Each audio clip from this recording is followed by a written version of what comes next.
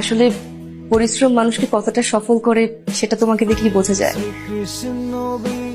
কি নাম আপনার? রুহি।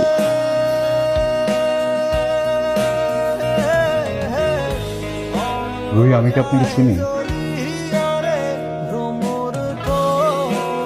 সিমন সাহেব, দেখুন আমাদের এটা তো রেস্টুরেন্ট বিজনেস, তাই না? এমপ্লয়ীদের ম্যানার থাকাটা ইম্পর্টেন্ট। স্যার স্যার বিশেষ করুন, আমি অনেক প্রবলেমে আছি, আমার জবটা খুব দরকার, আপনি প্লিজ একটু বোঝার চেষ্টা করুন। আপনি একটু বোঝার চেষ্টা করুন যে আপনার চাকরিটা হচ্ছে না, আপনি চলে যান প্লিজ। স্যার আমি কি কোনো ভুল করেছি? আমার মনে হচ্ছে আপনি কিছু একটা ভুল করেছেন। দেখুন, আমি বিগত 6 মাস যাবত আমার স্যারকে আমি দেখে আসছি। স্যার আজকে যেভাবে কথা বলেছেন, স্যার কখনো এরকম কথা বলেন। প্লিজ আপনি আসুন প্লিজ। স্যার একটু কিছু করুন স্যার, প্লিজ একটু বোঝার চেষ্টা করুন স্যার, প্লিজ। আমি কিন্তু আপনাকে ভদ্রভাবে বলছি, আমি কিন্তু সিকিউরিটি রাখবো কিন্তু, প্লিজ।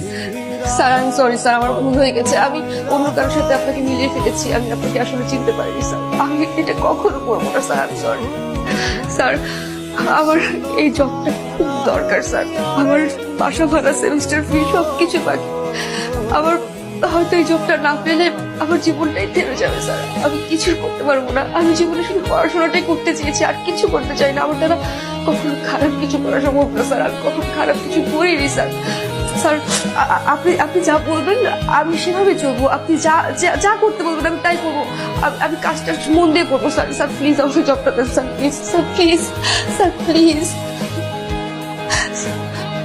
স্যার, স্যার আরে Ruhi, sir, sir, sir Ruhi please.